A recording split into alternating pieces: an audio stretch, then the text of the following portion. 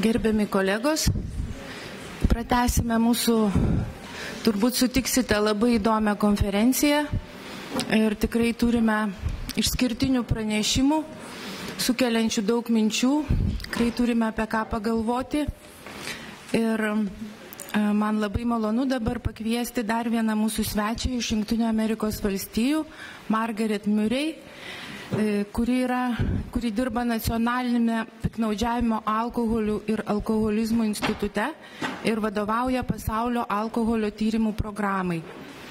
Ir manau, kad savo pranešime jinai pateiks daugiau įžvalgų, kokie tie politiniai sprendimai, kurių taip tikimasi šiandien išgirsti ir surasti, galėtų būti pasiūlyti sprendžiant šią problemą.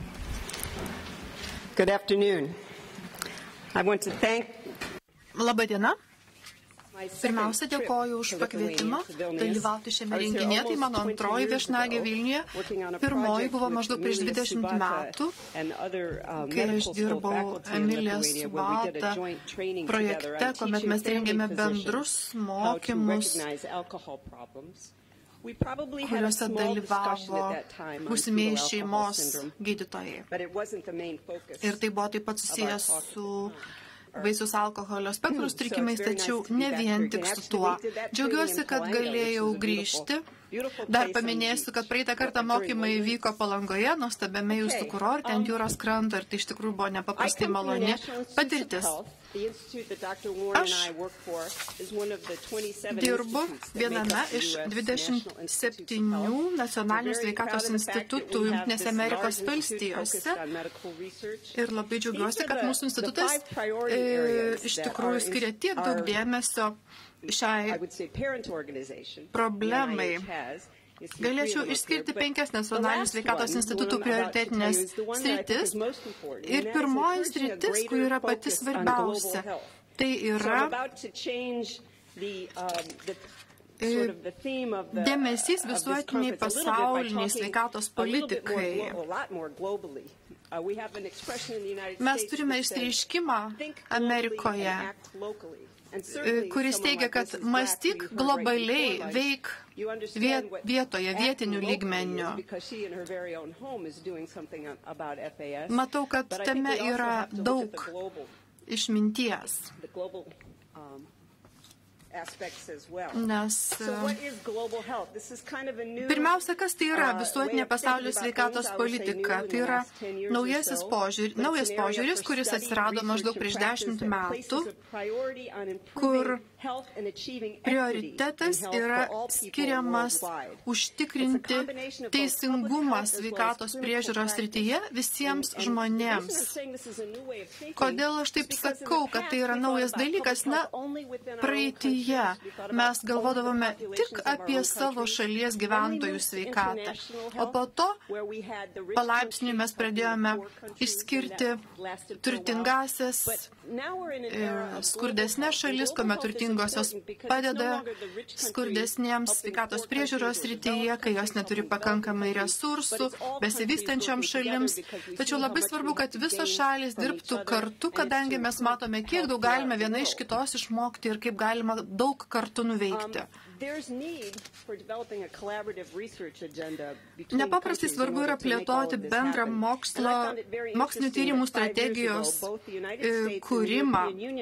Ir tiek Amerikoje, tiek Europos Sąjungoje buvo parengtos ataskaitos, kuriuose pabrėžiamas sparčiai didėjantis dėmesys mokslinio tyrimo įstaigų bendradarbiavimui tarptautiniu mastu. Taip pat akcentuojamas aiškių tikslų ir aiškiai apibrėžtų pasiekmių ir poveikio poreikis. Nepaprastai svarbu, kad šios visuotinės sveikatos politikos dalimi taptų vaisiaus alkoholinio spektro sutrikimai. Keletą žodžių apie Pasaulinę sveikatos organizaciją.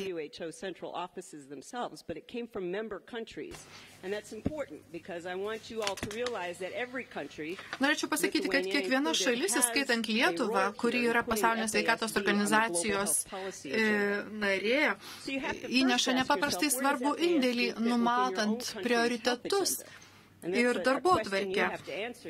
Ir iš tikrųjų, jūs galite atsakyti, kokia yra svarbiausia darbotvarkė būtent jūsų šalyje. Ir kiek svarbus yra vaisiaus alkoholinio spektro sutrikimai.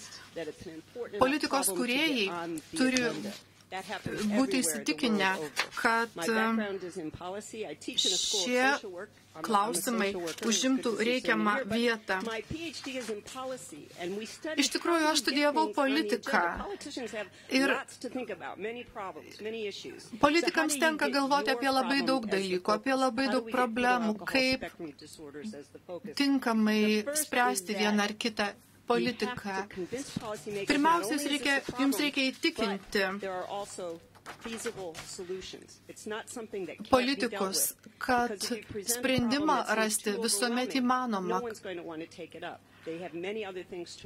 Žinoma, politikai turi spręsti daugybę įvairių problemų ir klausimų vienu metu, vienos jų išsprendžiamos sėkmingiau, kitos netaip sėkmingai. Tačiau kalbant apie vaisiaus alkoholio sindromą, iš tikrųjų tai yra problema, kurią būtina spręsti nedelsant, kuri turi būti įtraukta į darbotvarkę. Politikai turi gauti gerą informaciją apie problemą, jos mastą, jos poveikį. Visa tai turi būti pagrįsta įrodymais ir tuo turite pasirūpinti būtent jūs. Edmontono konferencijoje mes girdėjom, ir aš apie tai ten taip pat kalbėjau, kad jeigu tai nustosite vadinti epidemiją, jūs prarasite politikos formuotojus. Sakykime, kalbant apie vaisiaus alkoholinį sindromą, mes to epidemiją bent jau Europoje iš tikrųjų nevadiname, jūs to nevadinate epidemiją. Tačiau vis dėlto kalba eina apie žmogaus viso gyvenimo trukmės problemą, apie žmogaus sveikatą. Tačiau nepaprastai svarbu yra apibrėžti šį sutrikimą, šį sindromą.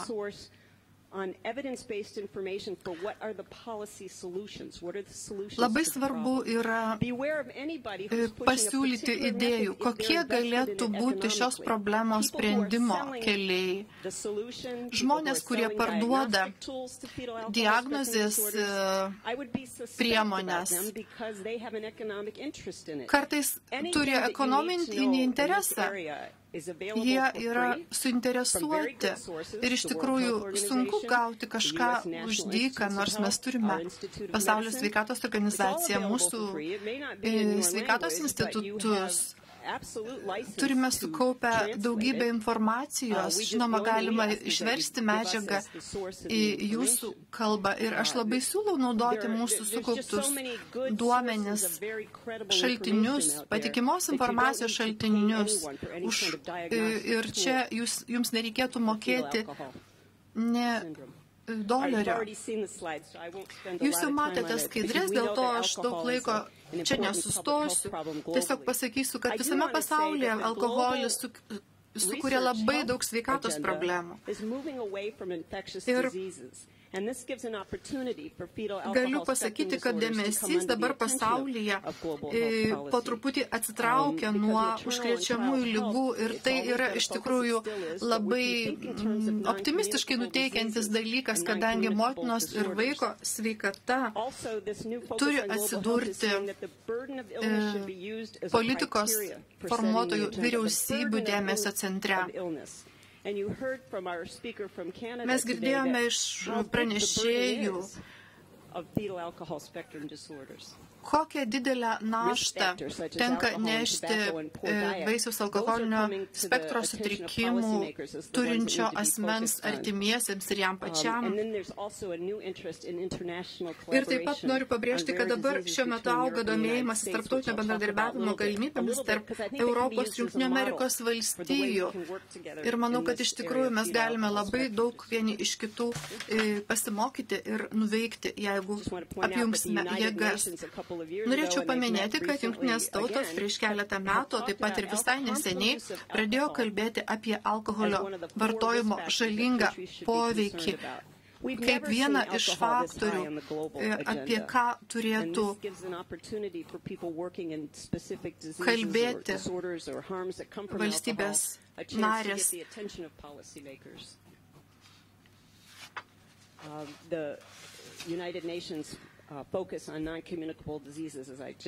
Kaip minėjau, Jungtinės tautos šiuo metu šiek tiek atitraukia dėmesį nuo užkrečiamų ligų prevencijos ir kontrolės ir būtent čia mes galime dabar numatyti naujus prioritetus. Motinos ir vaiko sveikata iš tikrųjų netrodė esanti pats svarbiausias prioritetas pasaulio sveikatos organizacijai, tačiau reikia pasakyti, kad yra nustatyta, jog daugiau kaip 200 milijonų vaikų besivystančiose šalyse nepasiekė savo viso išsivystymo potencialo, o 10-20% žmonių susiduria su mokymosi ir vystymosi sunkumais. Taigi, net atsižvelgiant į šios faktus, mes matome, kokią svarbią vietą darbotvarkėje turi užimti vaiko ir motinos sveikata. Sakydama mes, aš turiu omenyje ne tik taip, nes Amerikos valstijas, bet taip pat, sakykime, grupę Švedijoje, kurie susivienijo ir darė viską, kad vaisiaus alkoholio sindromo ir alkoholio spektro sutrikimai užimtų kuo aukštesnę vietą pasaulio sveikatos organizacijos darbotvarkėje. Ir būtų skiriamas tinkamas dėmesys jų prevencijai. Šis pasaulio sveikatos organizacijos leidinys iš tikrųjų gali būti labai naudingas siekiant supažindinti visuomenę ir kitus suinteresuotus asmenys su alkoholio daroma žala asmeniui, visuomeniai ir valstybei apskritai. Tai yra žemėlapis, rodantis didelio kiekio epizodinio išgerinėjimo tarp moterų paplitimo žemėlapis. Jūs matote įvairias pasaulio dalis, kur moteris iš tikrųjų geria ir geria netaip mažai. Jūs matėte šią skaidrę, tačiau daktarė Popovai, aš tai esu labai dėkinga už jos atliktą tyrimą, už jos patiktą ataskaitą apie tai, kiek moterų geria nėštumo metu atskirose šalyse. Štai čia norėčiau paminėti, kad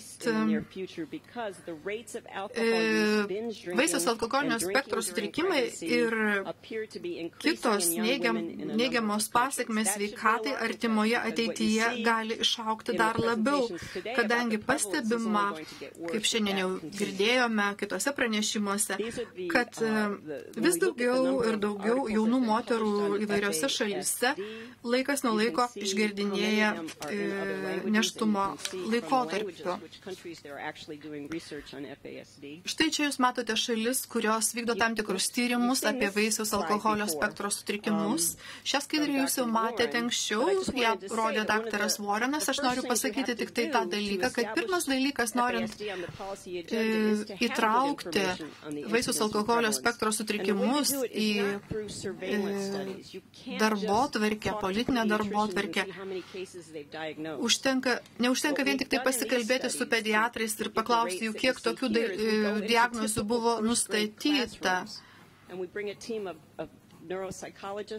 Mes subūrėme įvairių sričių specialistų grupę, įskaitant psichiatrus, psichologus, socialinius darbuotojus ir kitus, kurie stebėjo tam tikrą vaikų grupę ir iš tikrųjų pamatė labai daug sutrikimų, kurių nepastebėjo pediatrai. Dėl to neužtenka pasižiūrėti vien tik tai į pediatro užrašus ir pediatro diagnozę. Kągi daro Pasaulio sveikatos organizacija, kokios yra jos iniciatyvos. Buvo paminėta keletas studijų, pavyzdžiui, kaip yra paplitęs vaisiaus alkoholio spektro sindromas, tyrimas, kuris yra atliekamas kartu su Kanada ir Jungtinėmis Amerikos valstijomis. Ir mes labai tikimės, kad šios studijos rezultatais mes supažindinsime, kaip galima daugiau pasaulio šalių, netgi tų, kurios kol kas visiškai nekalba apie vaisiaus alkoholio sindromą arba alkoholio spektro sutrikimus.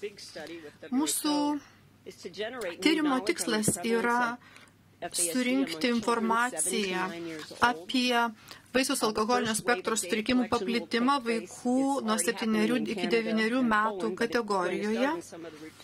Ir pirmi duomenys buvo surinkti Kanadoje, Namibijoje, Lenkijoje, Ukrainoje, Baltarusijoje, Moldovoje ir keletoje Afrikos šalių. Tikimės įtraukti dar vieną ar kitą Afrikos šalį. Nežinau, kodėl nebuvo pasirinkta jokia Baltijos valstybė, tačiau tikimės, kad vėlesniuose etapuose bus įtrauktos ir Baltijos valstybės. Mes siekiame kelti visuomenės sąmoningumą, informuotumą apie vaisiaus alkoholinio spektro sutrikimus ir didinti gebėjimus tiek prevencijos, tiek šių sutrikimų identifikavimo srityje. Labai svarbus šiuo atžvilgiu yra tarptautinis bendradarbiavimas, tinklų kūrimas.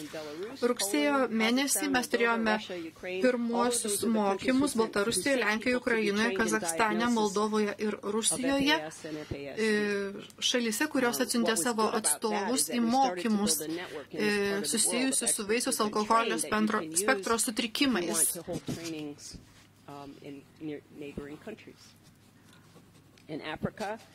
Afrikoje mes turime 7 valstybės dalyvaujančias projekte, o čia yra nuotrauka iš mūsų mokymų Namibijoje. Kas buvo labai įdomu, kad šios šalys buvo nieko negirdėjusios apie vaisiaus alkoholio spektro sutrikimus. Ir kartais atrodė, kad Afrikos atstovai labai neigiamai pasižiūrės į mūsų veiklą, tačiau taip neatsitiko, jie kaip tik labai entuziastingai sutiko mus ir aktyviai dalyvavo projekte. Greitai praeisiu šitas skaidrės. Būtų galima išskirti tokius prevencijos komponentus, kalbant apie vaisiaus alkoholinio spektro sutrikimus. Pirmiausia, jeigu sumažinsime alkoholio vartojimą apskritai, sumažės ir nėščių bei vaisingo amžiaus moterų alkoholio vartojimas, taip pat ir šio vartojimo daroma žala. Žinoma, netaip lengva tai gyvendinti, kaip pasakyti. Na, pavyzdžiui, viena iš priemonių galėtų būti mokesčių pakėlimas. Kodėl Lietuvoje suvartojama tiek daug alkoholio? Na, štai, pavyzdžiui, šiaurės šalyse situacija yra visiškai kita. Ir, manau, vienas iš sėkmingų veiksnių buvo alkoholio kainos pakėlimas. Ir iš tikrųjų tai nedelsiant atsiliepia suvartojimui. Žinoma, yra kaiminė šalis, kur galima alkoholio įsigyti pigiau, tačiau jeigu šalis bendradarbiaus, rezultatas bus tikrai labai džiuginantis. It's a technique that's been around for a long time, so I'm pretty sure that Aš manau, kad Lietuvoje jūs taip pat daug žinote, kaip yra svarbu pirminės sveikatos priežiūros įstaigose, kaip galima anksčiau nustatyti vaisiaus alkoholio spektro sutrikimus.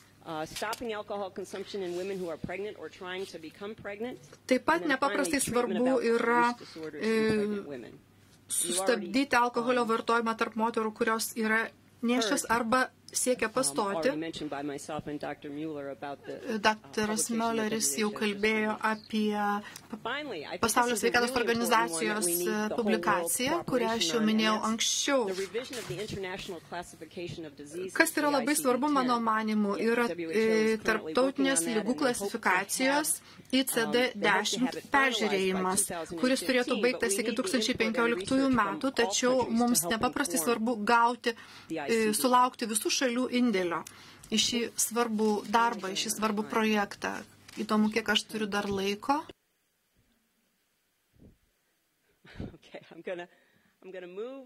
Galbūt peršoksiu ir dabar pakalbėsiu apie tarptautinį bendradarbiavimą.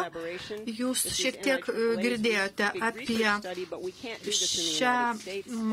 apie šį mokslinį tyrimą, ne vien tik tai Jungtinėse Amerikos valstijose, mes užmezgėme partnerystę su daugeliu kitų šalių. Jūs taip pat jau matėte 3D būdą, metodą, kurį išplėtojo Peteris Hammondas iš Londono universiteto koledžo. Ir taip pat yra keletas tarptautinių organizacijų, kurios kelia visuomenės sąmoningumą vaisiaus alkoholinio spektro sutrikimų srityje. Ir mums labai džiugu, kad yra įtraukiamos bendruomenės, tėvai, paslaugų teikėjai, kurie teikia pagalbą žmonėms turintiems šių sutrikimų, jų šeimos nariams. Ir Prancūzijoje, sakykime, yra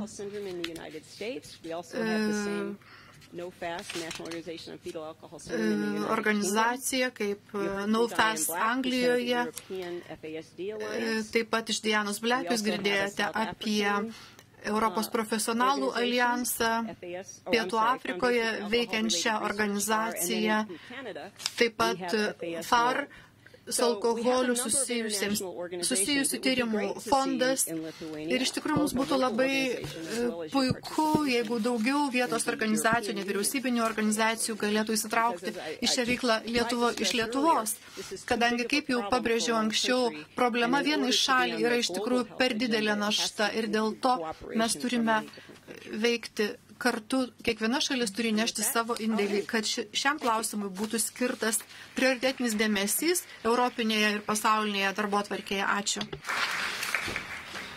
Dėkojame Margaret už labai įdomų pranešimą, taip pat už globalios perspektyvos įnešimą į visą problematiką, taip pat už akcentą, ypatingai kaip Pasaulio sveikatos organizacijos atstovas, norėčiau padėkoti už akcentą į tai, kad valstybės narės iš esmės gali formuoti ir turėti įtakos Pasaulio sveikatos organizacijos darbotvarkei ir programoms. Todėl tikrai yra skatintina ta iniciatyva. Taip pat už labai gražų pristatymą kai kurių Pasaulio sveikatos organizacijos tyrimų, apie kuriuos mes ir patys sužinom, galbūt daugiau būtent iš šito pranešimo sužinojome. Tai dabar norėčiau pakviesti kitą pranešėją, kuris taip pat pats yra žurnalistas ir labai tikiuosi padės mums suprasti, kaip vis tik turėti įtakos šitam labai svarbiam sektoriui, kuris vadinamas trečiaja valdžia ar panašiai, ir kuris tikrai svarbus skleidžiant informaciją ir formuojant visuomenės bei politikų nuomonę apie tam tikras problemas. Taigi, Lauri Beckmanas, Šiaurės šalių alkoholio ir narkotikų politikos tinklo Nordan generalinis sekretorius, taip pat smagu, kad jis yra iš Estijos. Taigi, tikrai turim dar vienos Baltijos šalies atstovą.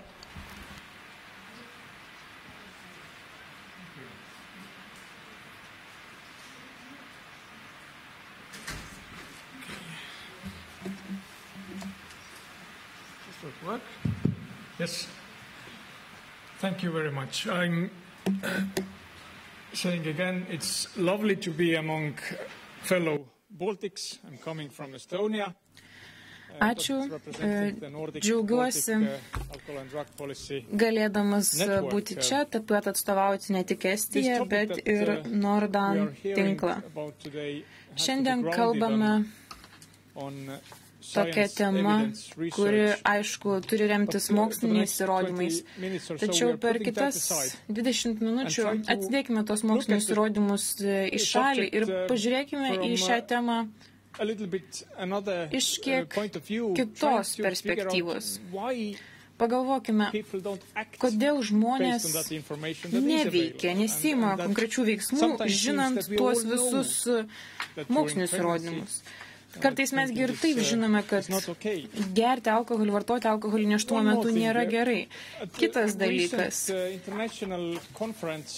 Neseniai vykusioje tarptautinėje konferencijoje kažkas sakė, jog, ir norėčiau tą pakartoti, sakė, kad aš kalbėdamas savo kalbą atrodau labai protingas. Deja, anglų kalba man sunku tą išsireikšti taip protingai.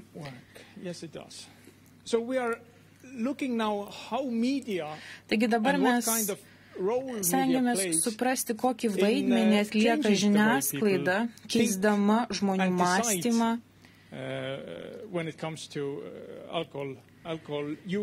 ir keičia jų sprendimus susijusius su alkoholio vartojimu. Ypač, kuomet turime omeny šios dienos kontekstą, tai yra alkoholio vartojimo nėštumo metu. Aš nagrinėjau žiniasklaidą visame pasaulyje, anglakalbę žiniasklaidą. Ir keletą metų jau tyrinėjau ją.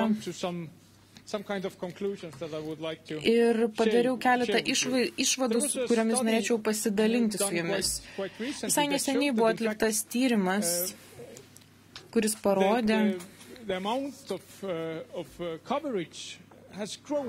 kad žiniasklaidoje informacijos apie vaisiaus alkoholio sindromą pastaruoju metu vis daugiau yra pateikiama žiniasklaidoje.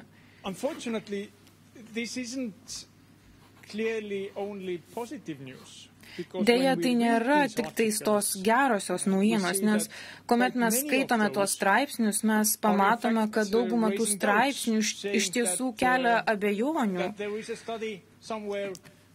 Tarkim, rašoma, kad buvo viename straipsnėje rašoma, kad buvo atliktas tyrimas, kuriame nurodyta, kad alkoholio vartojimas, nuosaikus alkoholio vartojimas nekelia pavojo nėštumo metu. Taigi, tokie straipsniai turi tiek pliusų, tiek minusų.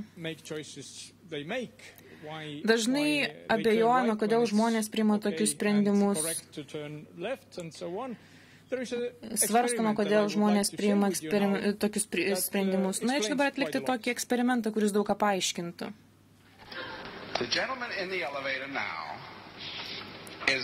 Ponas lifte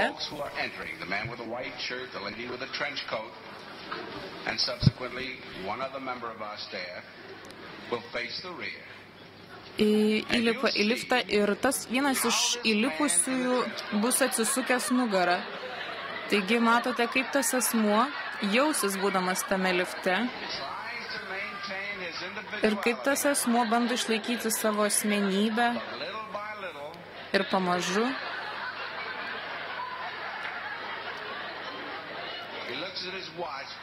pasižiūri savo laikrodį, bet iš tikrųjų tik tais bando rasti būdą, kaip šiek tiek nusisukti, kitaip sakant, prisitaikyti prie kitų lifte stovėjusiųjų stovėsenos. Pakartosiu. Taigi, subjektas kandidatas, dar keletas tokių, sueina visi liftai ir štai šis žmogus, ko gero, yra toje grupėje taip pat. Matote, dalis stovi nugarą atsisukę, o jis priešingą pusę. Ir štai kokia jo reakcija yra reaguojant į kitus, į tą grupelę žmonių, su kuriais atsiduria lifte. Dar vienas vyrukas su kepure stovintis lifte. Pirmą jis apsisuka, pilnai apsisuka ir tada duris užsidaro. Po kelių minučių visi pasikeitė savo stovėseną ir matote, jis taip pat prie jų prisitaikė.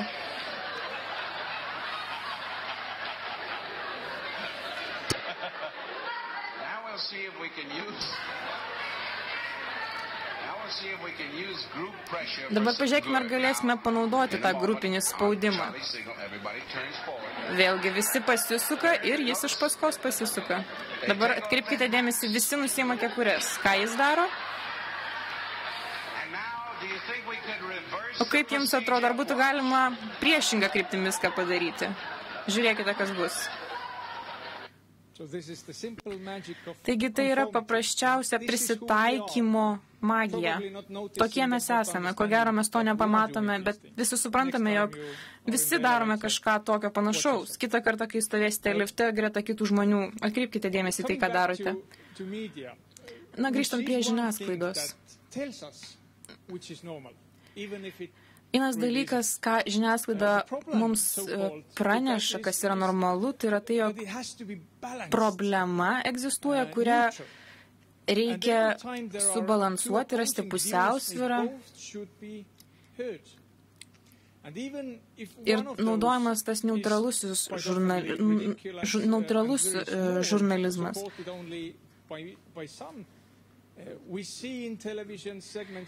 Žiniasklaidoje, televizijoje, straipsniuose mes matome, kad kone vienodai laiko yra skiriama kažkokioms tai problemomis. Panašiai yra ir apie vaisiaus alkoholio sindromą. Taip pat nagrinėjau keletą televizijoje esančių žinučių. Tai buvo jau daugelį metų diskutuojama, ar galima vartoti alkoholį. Mokslininkai iš Danijos sako, jog nedidelis kiekio alkoholio nėščiosioms nėra pavojinga. Jie nurodo, kad galima išgerti 8 standartinius gėrimus per savaitę, tai bus nekenksmingas kiekis. Kas iš tikrųjų yra draudžiama moterims, kurios laukiasi? Mes kaskart girdime, ką reikia daryti, ko nereikia daryti nėštumo metu. Na, o dabar buvo išleista knyga Lauktis kažko geresnio pavadinimu. Taigi, pirma taisyklė, negalima gerti daug alkoholio. Sako knygos autorius, kad tai nėra tiesa. Siūloma karts nuo karto išgerti alkoholio, tarkim, stiklinę vyną, ir tai nėra kenksminga. Pirmą kartą tyrimai įrodė, jog alkoholis gali nekenkti nėščioms moteriams. Taigi kyla klausimas, ar gerti ar negerti nėštumo metu. Tai jau mums kelia abejonių. Ar gerai jaučiatės? Taip, ačiū.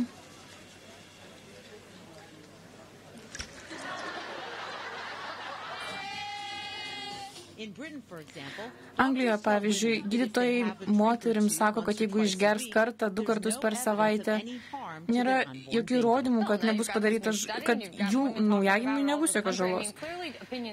Na, panašu, jog yra skirtingų nuomonių. Taigi, ar moteris turėtų keisti savo elgesį remiantis šių tyrimų rezultatais, ar turėtų būti daugiau atlikta tyrimų, ar pačioms moterims reikia apsispręsti, ką daryti.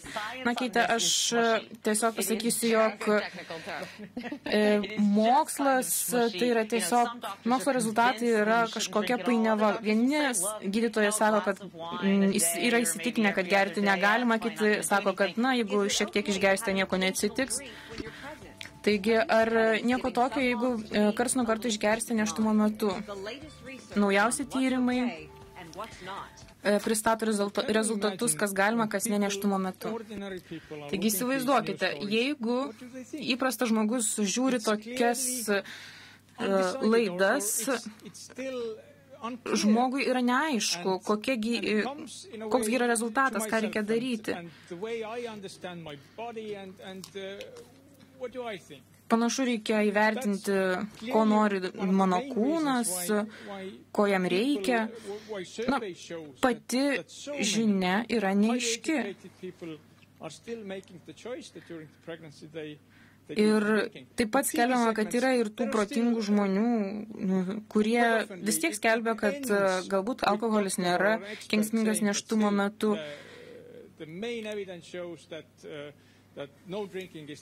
Yra ekspertų, kurie sako, kad iš vis nereikėtų vartoti alkoholio. Yra pranešama ir kad yra tokių gydytojų, kurie sako, kad nieko blogo neatsitiks ir vėlgi žmonės gali išgirsti ir kitokią nuomonę. Na, jeigu pažvelgtume į laikraščių straipsnių pavadinimus, tarkim,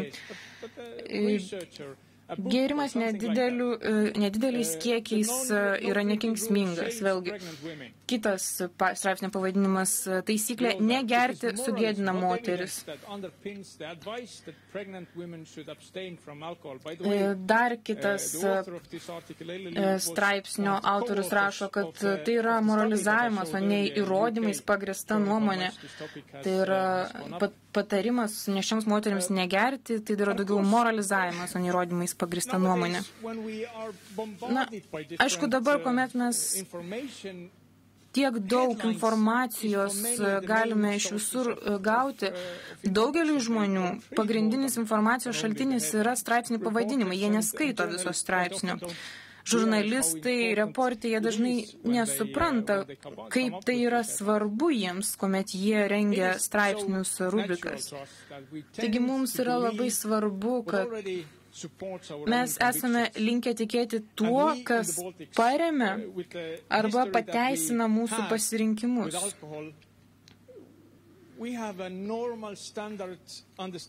Taigi, kuomet kalbame apie alkoholį, mes esame pripratę prie to, kad žmogus, taip, jis vartoja alkoholį, jeigu vartojama nedideliais kiekiais, tai yra nekenksminga. Taigi mes jau pradedame nuo to, kad gerti nėra pavojinga. Yra ir tokių tyrimų, kurie rodo, kad jeigu yra kažkokių prieštaraujančių viena kitai įrodymų, argumentų, vėlgi žmonės yra linkę tikėti tais argumentais, kurie patvirtina jau žmogaus nusistatymą, tikėjimą. Kalbant apie mano šalį, o čia beje tendencijos kaip ir Lietuvoje, anksčiau mes daugiau gėrėme, dabar jau kiek mažiau. Taigi mūsų šalyje buvo klausima, kaip jums atrodo, ar estai per daug geria ar ne. Kaip matote, 75 procentai sakė, taip, tai yra didžiulė problema. Ir mes paklausime jų, ar tu geri. Taigi tik 4 procentai sakė, pripažino, taip, kad geria alkoholį. Kiti 74 procentai sakė, kad kiti žmonės geria per daug.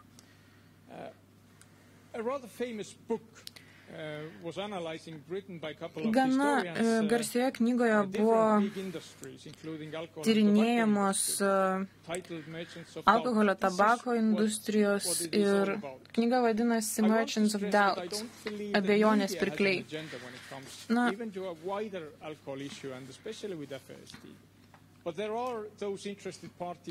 negaliu pasakyti to paties apie žiniasklaidą, tačiau yra tokių suinteresuotųjų, kuriems yra svarbi visuomenės nuomonė.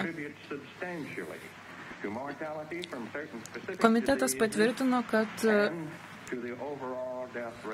rūkymas smarkiai prisideda prie mirtingumo.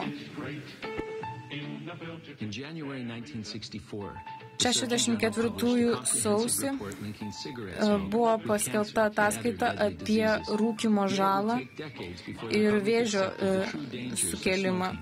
Tačiau užtruko dar keletą dešimtmečių, kol buvo pripažinta rūkymo žala. Ar aš geriau jausiuosi rūkydama? Taip, tikrai geriau jausiuosi. Taigi, kaipgi tabako bendrovėms pavyko meluoti visuomeniai, nepaisant mokslinių įrodymų? Jie suvokia, kad nebūtinai reikia paneigti rūkymo žalą, užtenka sukurti tam tikrą abejonę. Abejonė. Paprastai to gana. Tai yra, kitai pusiai nebūtina įrodyti savo tiesos. Tiesiog užtenka pateikti tą pagrįstą abejonę. Ir to visiškai pakanka. Deja, tai visai nesvarbu, jog kas savaitę yra atliekami tyrimai pabrėžiantys, jog yra įrodymų, kad alkoholis nėštumo metu kenkia. Užtenka vieno tyrimo, kuris tą paneigtų, kuris, tarkim, teiktų, kad karts nuo karto išgerti yra nekenksminga. Tokio tyrimo žiniasklaidai gana.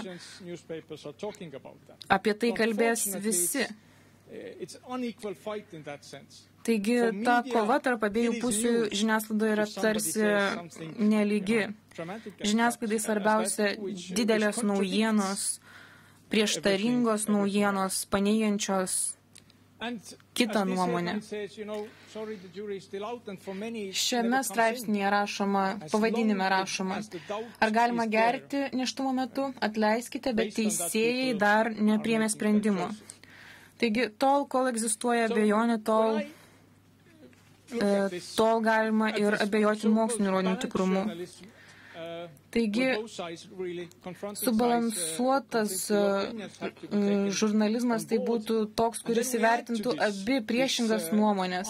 Tačiau reikia nepamiršti, kad kiekvienas asmuo turi savo įsitikinimus, kuriuos nulemia jo pasirinkimai gyvenime. Ir dėja, bet, ne dauguma, bet labai daug žmonių yra linkę pritarti tai argumento pusiai, kuri yra artimesnė jų pasirinkimams gyvenime. Ir dažniausiai tai yra ta pusė, kad alkoholis, vartojimas nedėliais kiekiais nėra kenksmingas.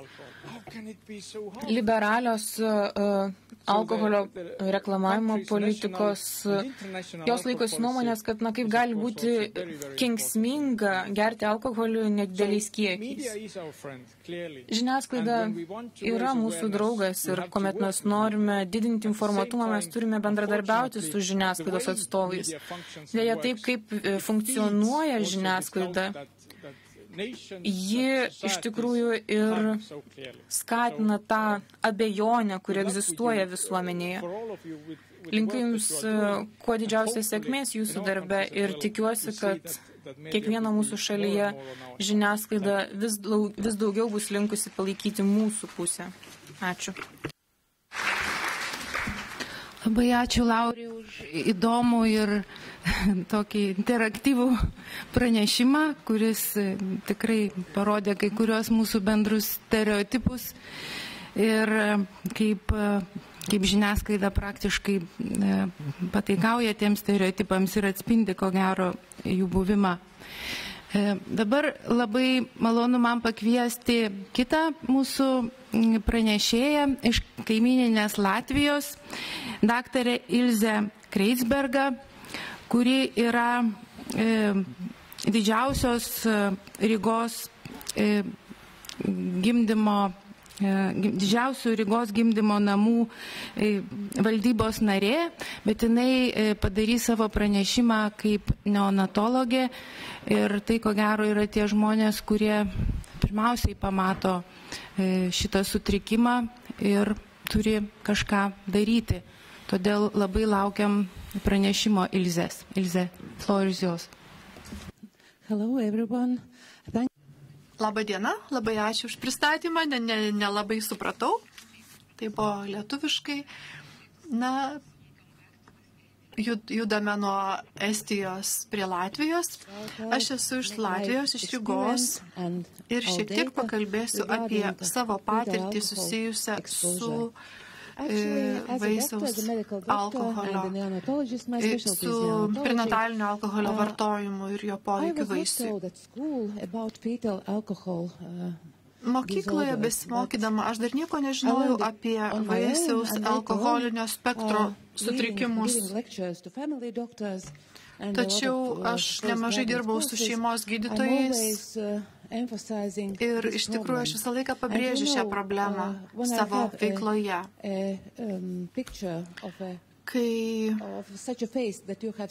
mes matėme vieno iš mums parodytų veidų nuotrauką vaiko turinčio vaisiaus alkoholio sindromą. Iš tikrųjų, paprastai gydytojai dar ir tokiais atvejais neidentifikuoja tikrosios problemos. Nemanau, kad Leonardo da Vinčio paveiksle vaikiukas turi šią problemą, tačiau mes matėme kitų, kurie tikrai turi šį sindromą. Apie priežiūra iki gimdymo kalbama nuo seniausių laikų. Tačiau šiandieną mes dar vis turime vietų ir dalykų, kurie nėra iki galo pasiekti. Problemos aktualumas yra tai, kad perinatalio laikotarpio duomenys yra laikomi svarbiais sveikatos ir socialinio vystymosi veiksniais. Ir kiekvienais metais mes didiname reikalavimus susijusius su gyvenimo kokybės dalykais. Ir aš sutinku su daugeliu kalbėjusiųjų, kad alkoholio vartojimas iš tikrųjų gali smarkiai sumažinti vaiko potencialą, jo galimybės gyvenime. Latvija, mano šalis, kur, sakykime, Ryga nelabai pasikeitusi, kaip matote, nuo 1650 metų, kaip jie atrodo dabar, tačiau vaisiaus alkoholio sindromas, manau,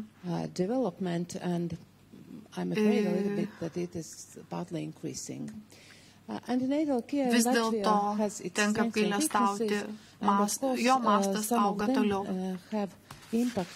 Kalbant apie priežiūrą iki gimdymo, mes turime tiek stipriųjų, tiek silpnųjų pusių, o Rygos gimdymo namai yra didžiausia, nes jų priežiūros sveikatos įstaiga mūsų šalyje. Apie 43% visų naujagimių Latvijoje gimsta mūsų ligoninėje. 13 metais tai buvo iš viso 6633 kūdikiai. 13 metais buvo atlikta apklausa, buvo apklausta 602 moterys po gimdymo ir iš tikrųjų šios apklausos rezultatai buvo gana įdomus. Ji buvo gan tiksli ir aš norėčiau šiek tiek pakalbėti apie šiuos rezultatus. Vienas iš klausimų, kurie buvo įtraukti į šią anketą, buvo: ar jūs buvote informuota apie neigiamą tabako produktų ir alkoholio vartojimo poveikį nėštumo metu? Įdomu tai, kad 57% moterų sakė, kad apie tabako žalą jos nebuvo informuotos ir apie 54,5% moterų nebuvo informuotos apie alkoholio vartojimo poveikį. Tai yra iš tikrųjų labai rimtas signalas. Žinoma, jos jau pagimdė kūdikius ir pusė šių moterų sako, kad jau niekas neįspėjo, kad alkoholį vartoti nėštumo metu yra žalinga. Aš manau, kad kiekvienas žmogus šiaip turėtų būti apie tai informuotas, tačiau vis dėlto šios moterys teigia, kad jų niekas neinformavo, joms niekas to nepasakė.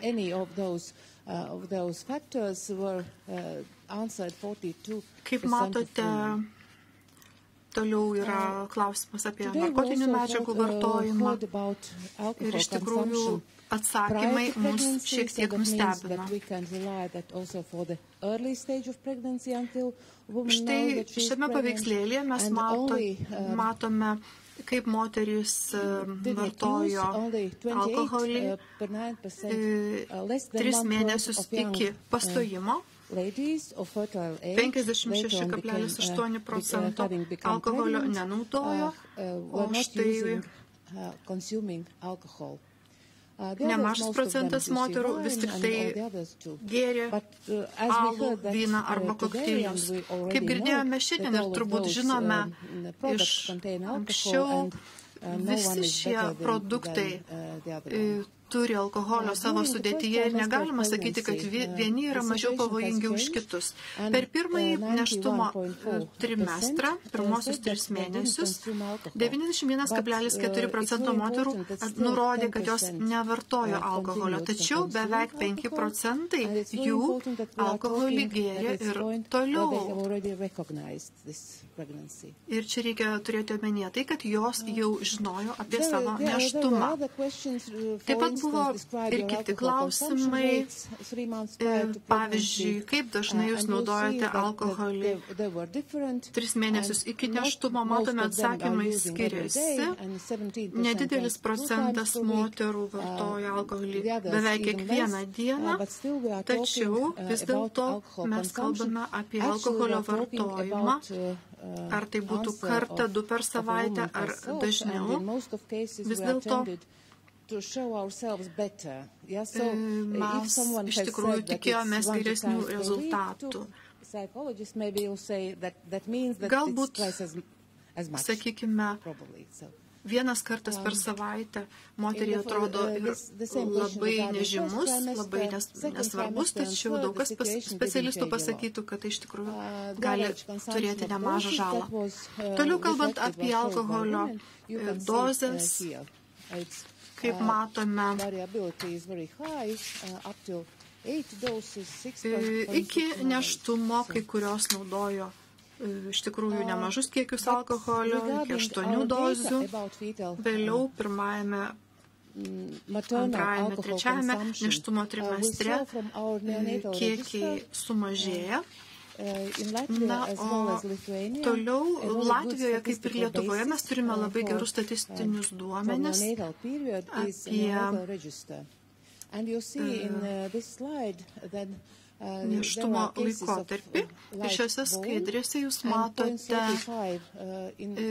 procentais nurodytus sėkmingų gimdymo atvejus ir taip pat negyvų naujagimių atvejus, kurių šiuo atveju 2013 metais po 2,56% prenatalinio alkoholio vartojimo atvejais.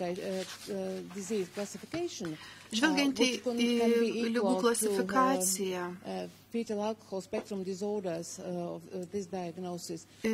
ir vaisiaus alkoholio spektro sutrikimų diagnozavimo. Aš manau, Lietuvoje yra gan panašus skaičiai.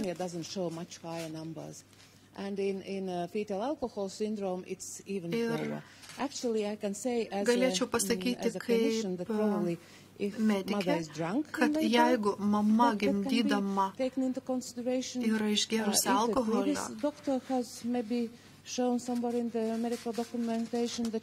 jeigu medicinos įrašuose nurodyta, kad ji yra alkoholio vartotoja, alkoholikė,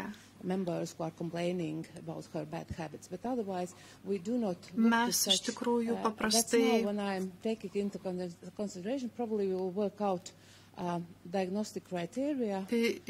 išplėtosime diagnostinius kriterijus ir nustatysime atsakomybės ribas. Ir aš tikrai pažadu, kad mes turėsime daug tikslesnius atvejus, bent jau trečdalio Latvijoje gimstančių vaikų atveju. Štai šis kūdikėlis gimė pirmadienį vakare ir mes iš tikrųjų kartais jau galime iš karto išžiūrėti, sakykime, vaisiaus alkoholio spektro sutrikimą jo išvaizdoje, jo išorėje. Ši mergaitė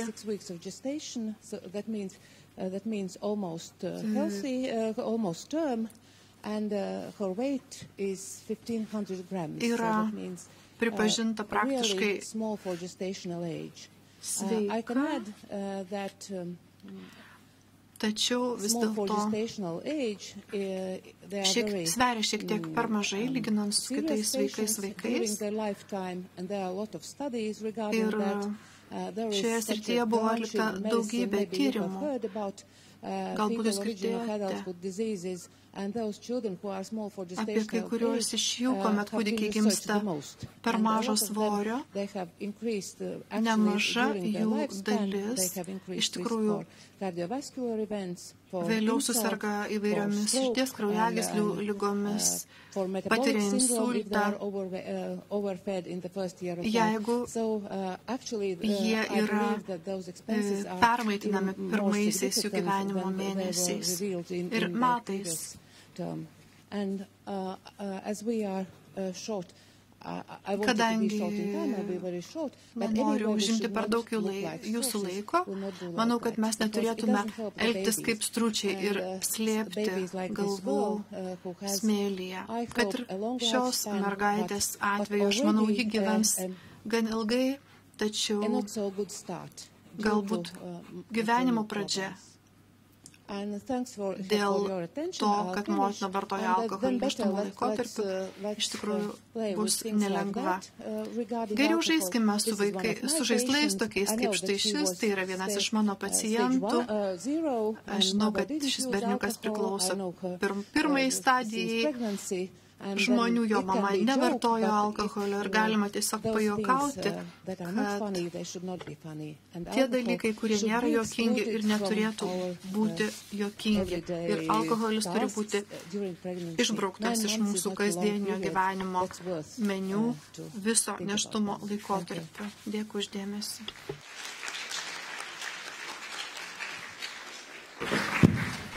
Dėkojame daktarei Ilzei Kreitsbergai už labai įdomų pranešimą, už pasidalinimą informaciją apie situaciją Latvijoje.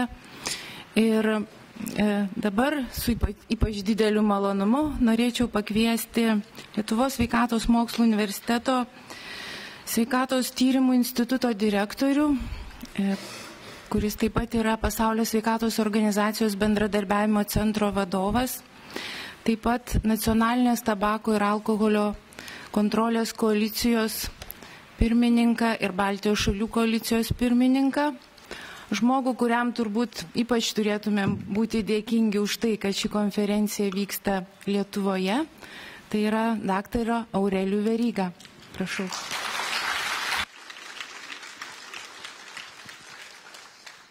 Kągi, labą dieną visiems. Dar neužsitarnavau tų plojimų, dar reikia juos uždirbti. Tai ačiū iš anksto. Ir iš tikrųjų, tai aš labai džiaugiuosi šitą konferenciją, nežinau kaip čia esantiem, koks yra jausmas. Man jausmas yra labai geras. Aš džiaugiuosi taip pat, kaip ir būdamas Edmontone, kur ta idėja mane užkabina. Ir aš manau, kad mes turėjom tikrai nežemesnio lygio, tik tiek, kad ten buvo 3 dienas, mes turėjom 1, bet tikrai aš manau labai gerą.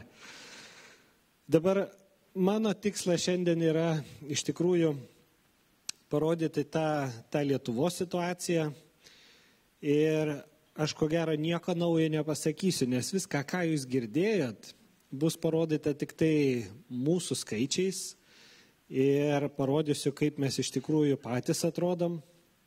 Ir kartais, kalbant apie šitą problemą, kyla pačių įvairiausių klausimų. Ir pirmas klausimas būna tas, ar mes turim savo tyrimus, kurie rodo, kad pas mus yra kažkokia tai problema ar žala, ar mes turim patvirtinimų, kad mūsų moteris, jeigu jos geria, tai taip pat būna kažkoks tai poveikis vaikui, nes mes visi esam optimistiškai linkę tikėti, kad mes kitokie esam iš tikrųjų. Ir jeigu jau ir geriam, tai mes šiauriečiai, sako, mes daugiau toleruojam, mums gal kažkokių mažiau pasiekmių būna. Tai tuos, kurie taip galvoja, turiu nuvilt. Ir iš tikrųjų mes labai senai žinom, kas su mumis darosi. Ir gal tokia problema, apie kurią buvo pradėta kalbėti anksčiau, tai buvo rūkymas ir dabar turbūt sunku būtų tikėtis rasti tokią moterį, kuri galvotų, kad rūkyti nėštumo metu yra gerai, yra normalu, kad truputį parūkyti yra gerai, turbūt būtų tokių labai nedaug. Dabar, jeigu mes pasižiūrėtumėm į tai, kaip tas mūsų vartojimas, mūsų moterų vartojimas atsiliepia mūsų vaikų sveikatai, tai čia buvo darytas tyrimas naujagimių, gimusių vienoje iš didžiausių klinikų, kur gimsta labai daug tų mažylių. Ir buvo paskaičiuota, koks yra šansas pagimdyti neišnešiotą naujagimį. Tai yra mažesnio negu reikia svorio. Ir pasižiūrėta, kiek tą šansą didina ar mažina vieni ar kiti veiksniai. Tai jūs galite pasižiūrėti, va čia tie skaičiukai, kuriuos jūs matote šitame stulpelėje. Taip visiškai liaudiškai tariant, nemoksliškai, tai yra kartai, kiek kartų didėja tikimybė, kad taip atsitiks, jeigu moteris vienaip ar kitaip elgsis. Tai arba kitaip vadina, atsiprašau, ne šitam stulpelį, šitam, koks yra šansas, kad iš tikrųjų moteris pagimdys neišnešiotą naujagimį.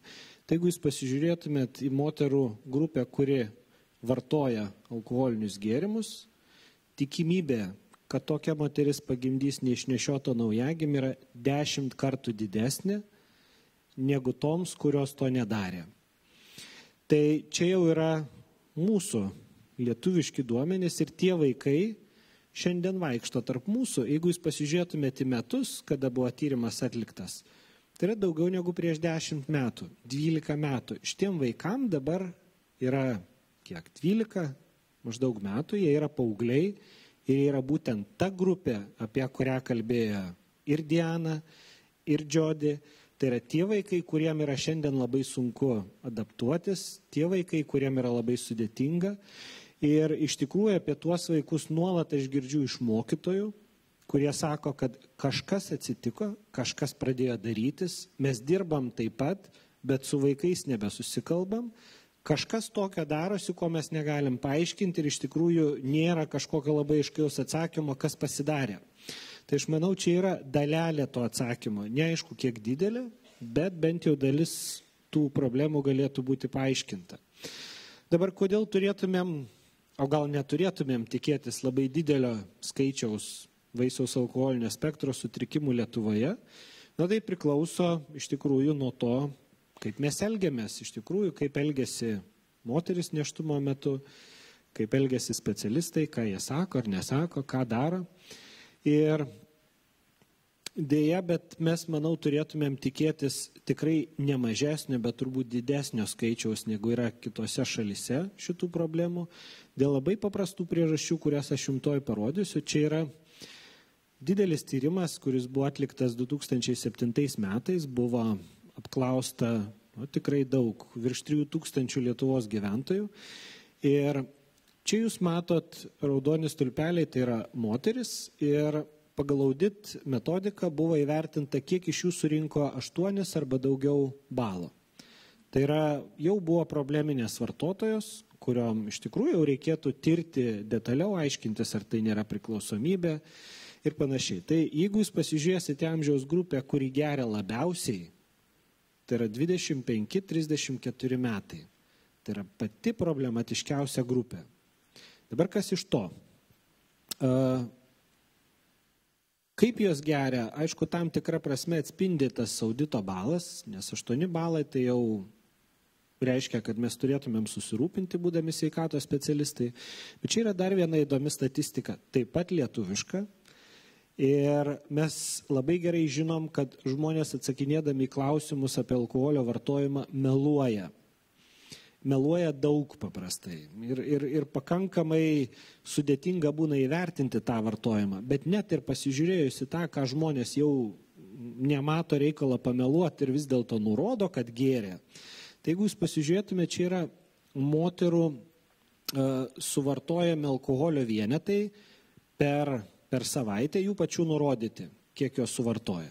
Ir čia yra 94 metai ir vidurkis buvo 3 santykiniai alkoholio vienetai. Išvertus į lietuvių kalbą, tai būtų 30 gramų 100% spirito. Tiek yra suvartojama, nes degtinė nelygu alui, tas kiekis toks fizinis tūris skiriasi. Ir jeigu pasižiūrėtumėt į 2010 metus, jau 6,1. Tai yra 2 kartus išaugo suvartojamas kiekis. Tai ne tik auga paplitimas iš tikrųjų, ne tik, kad vis daugiau moterų įsitraukia į patį tą vartojimą, bet auga kiekis, kuris yra išgeriamas vieno vartojimo metu. Ir iš tikrųjų tai ypatingai neramina, žinant, kas yra tos pačios problematiškiausios vartotojos. Kur dar yra didžiulė problema? Tas, kas jau buvo paminėta ne vienam pranešime, kad vėlgi tas amžius jis yra labai svarbus ir turbūt jeigu mes kalbėtumėm apie vyresnio amžiaus moteris, kurios jau negimdo vaikų, apie jų alkoholio vartojimą, mes turbūt kalbėtumėm jau apie kitą kontekstą, kalbėtumėm apie kitas problemas, ligas, bėdas kažkokias, kurios gali atsitikti, bet mes kalbam apie tas, kurios yra tokio amžiaus, kada dažniausiai gimdomi ir auginami vaikai. Ir jeigu jūs pasižiūrėtumėt, statistikos departamentas nuolat skelbia šitos skaičius ir jūs galit sužinoti, pasižiūrėti, koks yra amžius, kada dažniausiai yra pagimdomas pirmas vaikas. Ir tas amžius vis senėja, vis vyresnio ir vyresnio amžiaus moteris pagimdo pirmą vaiką, bet nepaisant to, kad tų labai ankstyvų nėštumų, tokių kaip paauglės mergaitės pastoja ir gimdo, nors jų ir mažėja, bet pats pikas papuola į tą pačią grupę, kada ir vartojama daugiausia alkoholinių gėrimų. Ir čia ir yra ta didžioji bėda, kad moteris iš tikrųjų, kurios neplanuoja šeimos, jos nežino, kad laukiasi, labai daug šansų, kad jos išgers, dar nežinodamas, kad jos jau pastojo. Ir vėlgi iš tų pranešimų, kuriuos mes šiandien klausėm, turėjo tikrai susidaryti ir supratimas ir įspūdis, kad kuo anksčiau tas pavartojimas įvyksta, kuo ankstesnė yra nėštumo stadija, tuo yra didesnis pažeidimas, nes smegenys yra nesusiformavę, vidaus organai yra nesusiformavę. Ir vėlgi aš bandžiau ieškoti duomenų, kiek šeimų Lietuvoje planuoja vaikus. Ir radau vieną kažkokį labai tik populiarą tokį, kur išspausdina populiarioji spaudoj, kiek čia tų planuotų yra iš tikrųjų liktai ir nėštumų. Ką reiškia tas planuoja, aš čia negaliu pasakyti. Ir žmonės labai skirtingai tą klausimą supranta. Jeigu paklausia, ar jūs planuojat turėti vaikų, sako taip, visi sako, kad planuoja. Bet tas planavimas tai reiškia sąmoningas ruošimasis tam, supratimas, kad tavo elgesys yra labai svarbus, saugojimasis tam tikrų dalykų, kurie gali pažeisti tą būsimą vaikelį. Tai tas 50-60% man čia labai optimistiškai atrodo. Ir iš tikrųjų sunku pasakyti, ką to šeimos turėjo galvoj, kurios taip atsakė, bet net jeigu tai yra tiesa, tai reiškia, kad pusė nėštumų įvyksta neplanuotai, piką mes žinom ir žinom, kad tam pikiniam amžiui yra pats didžiausias vartojimas. Tai tuo vadovaujantis aš drįsčiau sakyti, kad mes turėtumėm turėti daug problemų. Taip?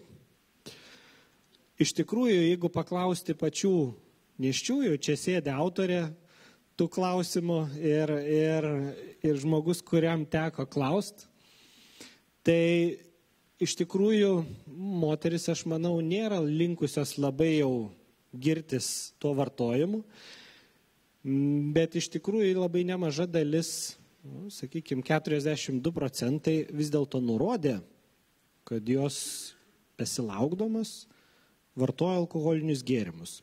Taip absoliuti dauguma jų vartojo tik kartą ar kelis kartus nėštumo metu. Tai buvo labai nedaug, kaip mes galėtumėm suprasti. Tokių, kurios vartojo kartą ar kelis kartus per savaitę, neva tai nebuvo nė procentą. Gali būti, nes tai yra moteris, kurios pagimdė išnešiotus naujagimius. Tai dabar, ar mes kaip nors nustatom ir pastebim tas problemas? Ar mes matom tuos vaikus, ar jie yra kaip nors diagnozuojami, ar ne? Čia gal sudėtingos lentelės, bet jums ką reikia pamatyti, tai yra tik 2 skaičiai. Iš esmės tie patys, kuriuos minėjo mūsų kolegos estai ir latviai. Ir vienas iš tų skaičiukų rodo vieną diagnozę susijusią su alkoholio vartojimu nėštumo metu, kitas kitą. Tai yra tie tikrieji pažeidimai, kuriuos jau nustato gydytojas. Ir žiūrėkit, per metus jų buvo nustatyta 5 atvejai, tai čia tas vaisiaus alkoholinis sindromas, dismorfinis, apie kurį čia buvo kalbėta, buvo rodyti veido bruožai, kaip jie atrodo. Tai Lietuvoje per metus jų būna 5. Tai gal čia visiškai ne problema. Iš tikrųjų, kaip teisingai ir ministrė ryte sakė, buvo padarytas tyrimas ir buvo nustatyta, kad problemų nėra. Nėra. Vat yra 5 vaikai, ką mes čia veikiam, susisėdę 300 žmonių dėl tų 5 vaikų, tai gal reikia tada jiem, aš nežinau, kažkokį užsakyti 5 darbuotojus, pastatyti prie kiekvieno po vieną ir bus viskas išspręsta. Gal iš tikrųjų tų problemų nėra ir jos visiškai neegzistuoja. Bet tada aš pradėjau ieškoti duomenų jau ne sveikatos sistemos tinklalapiuose, bet pradėjau naršyti po Švietimo ir mokslo ministerijos dokumentus ir ataskaitas. Ir man pasidarė įdomu, kiek yra vaikų, kurie mokosi pagal adaptuotas programas ir yra specialių poreikių. Ir čia skaičiai jau pasidarė toliai iki 5. Žiūrėkit, 2008-2009 metais Lietuvoje tokių vaikų buvo 46 000. Tokių, kurie mokėsi pagal tas programas, kur jam reikia jau pritaikyti, turėjo specialiuosius poreikius, toli nuo 5 sutikit, ar ne?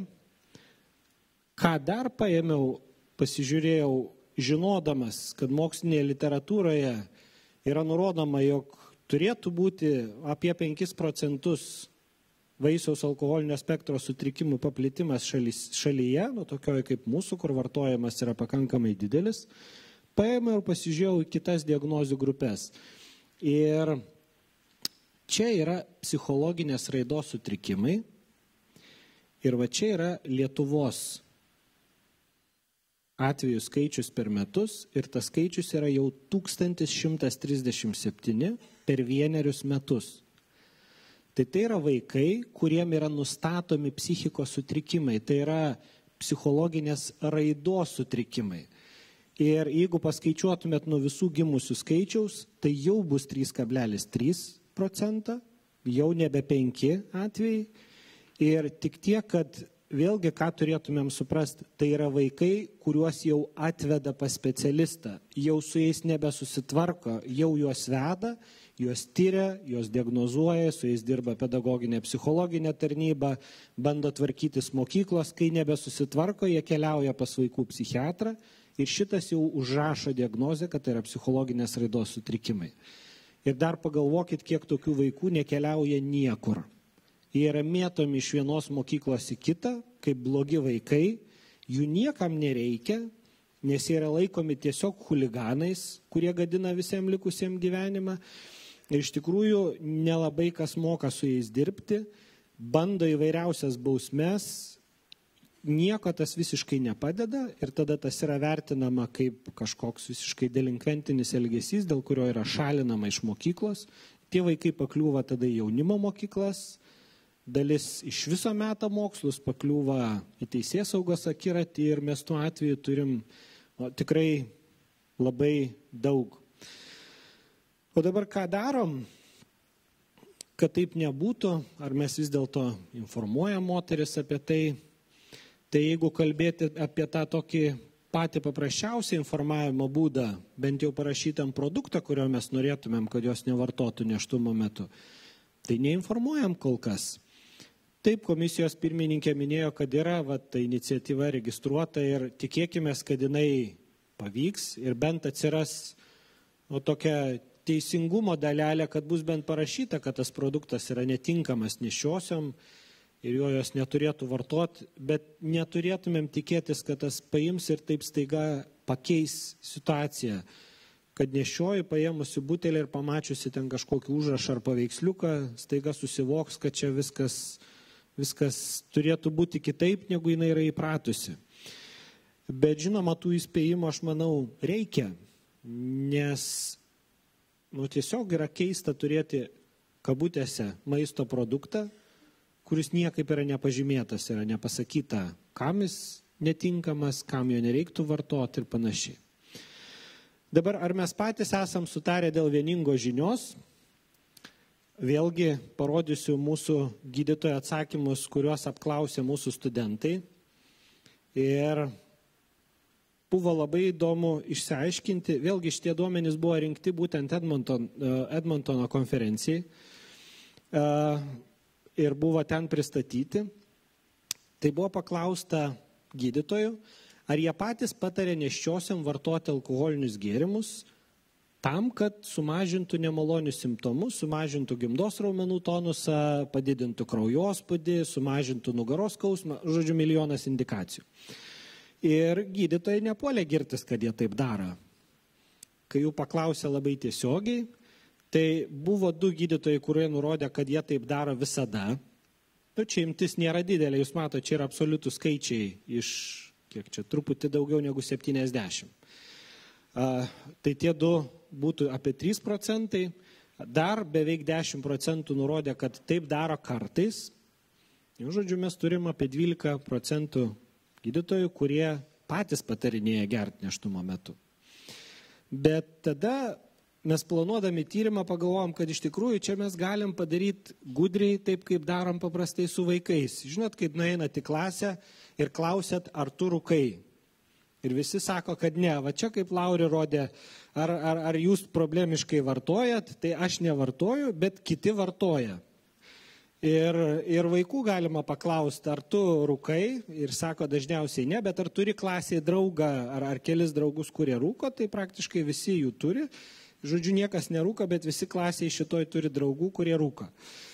Tai mes padarėm panašų triuką, aišku, gal negražu taip elgti su kolegom, mes paklausėm, ar jie patys patarė, dauguma ne, bet paklausėm, ar jų kolegos patarė. Ar jie susiduria su pacientėm, kurioms jų kolegos patarė vartoti alkoholį nėštumo metu. Ir jau ne 12%, jau 32%. Žodžiu, kažkas kiti tą daro. Atsiprašau, 44%. Kažkas kiti tą daro, bet mes nedarom. Žodžiu, yra tikrai nelabai gerai. Ir įsivaizduojat, ką tai reiškia moteriam, kurios, kaip ir Lauri minėjos, neturi iš tikrųjų nei medicininio išsilavinimo, nei jos gali paskaityti tų mokslinių straipsnių. Galų gale jos ir paskaičius reikia mokėti interpretuoti, jų būna visokių. Ir ką tada daryti? Ir aš tada pasidomėjau, paskaičiau mamų forumus. Ir iš tikrųjų mes esam visiškai pralošime, absoliučiam. Ir mamos dalinasi, kaip gydytojai patarė, kaip sakė, kad jeigu tu labai stresuoji, tai geriau nemesk, nes nuo to streso bus daugiau bėdos, geriau truputį išgerk ir panašiai. Iš tikrųjų mes dar nesam susitarę. Tai čia ne dėl to, kad kaltinti, bet mes tiesiog gal nematėm ar reikalo, ar nebuvo progos tinkamos, kad sutarti, kad ta žinutė nebūtų tokia. Čia kaip ir šeimoje, jeigu tėtis leidžia vaikam eiti lauką, o mama ne, jie daro kaip nori. Ir kaip ir Lauri minėjo, kaip maloniau, kaip smagiau, taip kaip man pačiam labiau patinka, aš tą variantą labiausiai ir pasirinksiu. Ir pabaigai iš tikrųjų noriu keletą dar akcentų paminėti, kad tikrai viską reikėtų daryti laiku ir vietoje ir nepersistengti. Ir aš ne šiaip savo klausiau, ką daryti, kad nestigmatizuoti tų moterų, kad nepadaryti taip, kad jos bijotų ateiti pagalbos. Tai iš tikrųjų reikia stengtis informuoti prieš įvykstant pažeidimui, prieš pastojant, prieš vartojant. Kai moteris jau ateina nustatyti nėštumą ir jis yra nustatomas, paklausus, ar jinai gėrė, pradėti ją gąsdinti, kad iš tikrųjų jinai padarė didžiulę žalą, jau yra nelaikas ir to visiškai nereikia daryti, nes tada tai iš tikrųjų galim susilaukti bėdos ir tai turi būti visai kitam kontekste pateikta, kad jos turi nutraukti vartojimą, bet neakcentuojant to, kad jinai jau kažkokių tai žalų pridarė, dėl ko jinai paskui ir graušis, ir gailėsis, ir jūs laiko atgal tikrai atsukti negalėsit. Kitas klausimas – nustatymas tų problemų be pagalbos. Pagalbos sistemos mes neturim, tokios, kur būtumėm susitarę, ką su to vaiku reikia labai tiksliai daryti. Dabar ar verta nustatinėti? Aš manau, kad verta, nes priešingų atveju mes negalėsim niekam pasakyti, kad ta problema egzistuoja. Vėl padarys kas nors tyrimą ir sakys 5 atvejai per metus. Jūs čia norit ką nors daryti? Norit kažkokią sistemą diegti? Tai net nėra problemos, tai aš manau, kad mes turėtumėm diagnozuoti. Ir iš tikrųjų, kaip be ekonominių vertinimų, kurių mes neturim atlikę, įtikinti tų brangių paslaugų poreikių, tai moterim, kurios yra socialiai apleistos, yra priklausomos, kad jos gautų asmeninę pagalbą, netokia iš laikraščio ar televizoriaus filmukų pagalba, bet kad jom būtų padedama susitvarkyti, nes jos yra nepajėgios tą padaryti. Kaip ir buvo minėta, dauguma jų pačios yra pažeistos. Ir kaip tą padaryti, neturint tinkamų duomenų, neturint įrodymų, įtikinti politikus būna paprastai labai sudėtinga. Tai yra iššūkis mums visiems, čia esantiem ir tie, kurie esat mokslininkai, gydytojai.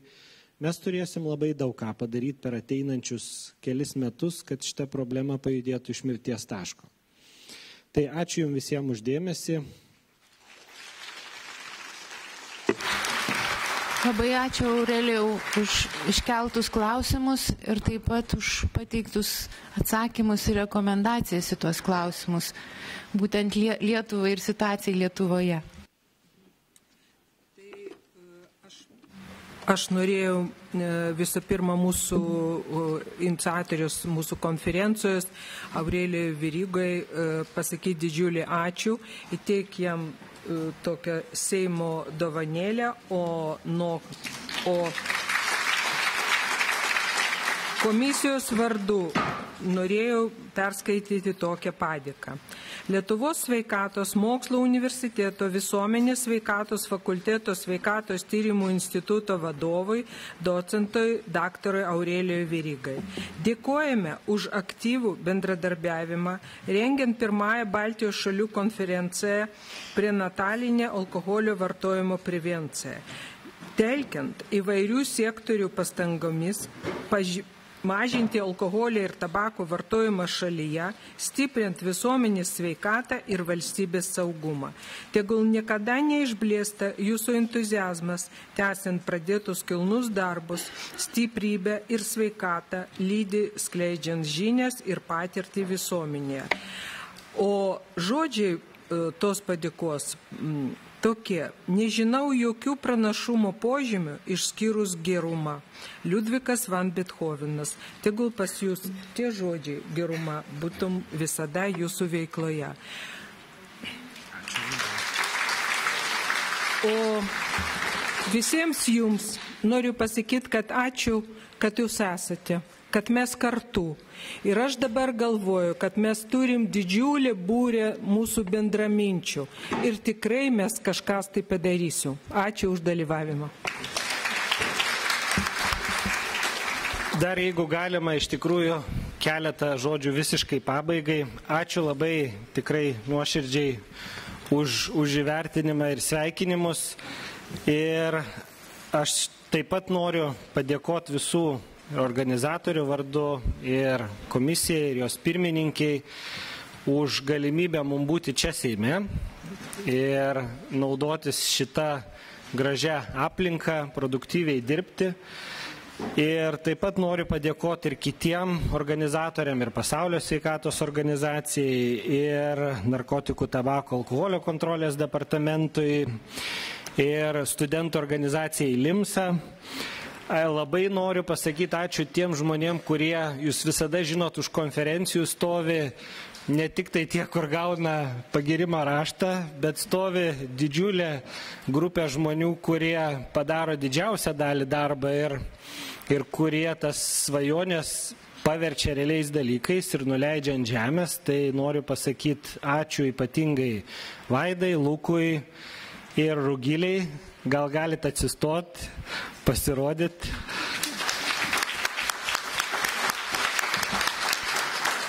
Labai ačiū visiems studentam, medikam, savanoriam, kurie kantriai jūs registravo, vedžiojo, rodė, dalino medžiagą, rūpinosi. Labai ačiū gerbiamai Leonardai Kodieniai, kuri nuo pat ryto šiandien mums padėjo taip pat tampytis su popieriais ir dėžėmis. Žodžiu, ačiū labai visiems, kurie bet kokiu būdu prisidėjot prie šitos konferencijos, ir aišku labiausiai ačiū tiem, kurie nuo pat ryto iki paskutinės minutės išbuvot, klausėt. Ir aš galvoju, kad tai yra tikrai pakankama kritinė masė pajudinti visam šitam reikalui. Ir galvoju, kad su mūsų visų pastangomis iš tikrųjų galima per ateinančius kelis metus pasiekti labai daug. Tai sėkmės jums visiems ir gerą artėjančią savaitgalio ir likusios penktadienio popietės. Dar ačiū, daktarai Vyrygai. Aš noriu dar padėkoti mūsų vertėjams už tai, kad taip su mumis buvo visą dieną. O mūsų kolegoms iš Latvijos ir Estijos aš labai norėčiau paprašyti pagalbos, kad mes visi trys Baltijos šalis, kad jūs palaikytum mūsų iniciatyvą, būtent politikų iniciatyvą, kad mes į mūsų įstatymus įdėtum tos pataisos ir jeigu mes tą padarysim, tai Europos komisija tikrai atkreips dėmesį ir mes tada, mūsų konferencija bus tikrai verta to, kad mes kažkas tai padarom. Ačiū dar kartą.